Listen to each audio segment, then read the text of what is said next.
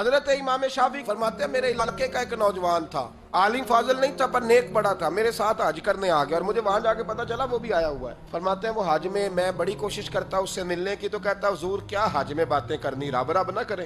فرماتے ہیں موقع ہی نہ دیتا، جوان تھا بڑا پرہیزگار۔ فرماتے ہیں وہ جب بھی دعا کے لیے ہاتھ اٹھاتا تو کہتا یا اللہ مجھے قبر میں بھی نماز کی اور قرآن کی توفیق دینا۔ ایک دن نہ وہ حتیم کے پاس بیٹھ کے قرآن پاک پڑھ رہا تھا، میں 2-3 دفعہ گزرا تو پڑھ ہی رہا تھا، میں نے کہا آج قابو آ گیا ہے۔ میں اس کے پیچھے بیٹھ گیا اور میرے دل میں خیال تھا کہ جتنا بھی آج پڑھے گا نا میں نے اسے 2-4 باتیں کر کے ہی جانا ہے۔ اس نے قرآن مجید سمیٹا اور میری طرف دیکھ کے کہنے لگا حضور میں بھی آپ کا انتظار کر رہا تھا۔ کہتا میں خوش ہو گیا، لیکن اس نے کمال کر دی، جیب سے چند دینار نکالے اور کہنے لگا حضور آج ظہر کی نماز کے بعد نا میرا انتقال ہو جائے گا، تو یہ نا ایسے رکھ لیں، کفن خرید کے نا تو میرا جنازہ پڑھ کے تو یہاں جنت المعلا میں دفن کر دیں۔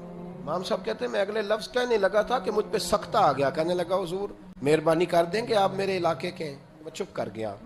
ظہر کی نماز میں نے دوبارہ اس جگہ پڑھی تو میرے ساتھ صف میں موجود تھا، فرض بھی اکٹھے پڑھے، سنتیں بھی اکٹھی پڑھی، نفل پڑھ کے جب میں نے توجہ کی تو وہ زمین پہ لیٹا ہوا تھا۔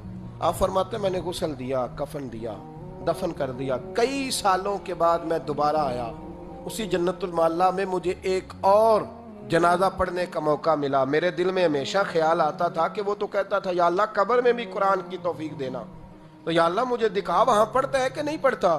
تو امام صاحب فرماتے ہیں وہ میرے دل میں بات تھی، اللہ نے موقع دیا، میں دوبارہ جنازے میں گیا تو جو قبر کھودی گئی وہ اس کی قبر کے بالکل ساتھ تھی۔ اچانک میری نظر پڑی تو قبر کی دیوار گر گئی، لوگ پریشان ہو گئے، کہنے لگے آپ عالم اب آپ بتائیں کیا کرنا ہے۔ تو کہتا ہے میں نے جھانک کے ذرا آگے دیکھا تو اندر بیٹھ کے قرآن پاک پڑھ رہا تھا، تو میری طرف دیکھ کے کہنے لگا السلام علیکم امام صاحب، یہ دیوار شیوار کوئی نہیں گری، یہ اللہ نے آپ کی دعا قبول کر لی ہے۔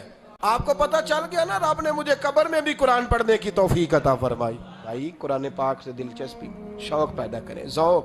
یار کچھ نہ ہو سکے تو اسے دن میں ایک دفعہ چوم کے سینے سے تو لگایا کرو، کبھی اس سے پیار تو کر کے دیکھو۔ یہ اللہ کی کتاب ہے اور اس کا ایک ایک حرف وہ ہے جس کی تشریح مدینے کے چاند نے بیان فرمائی۔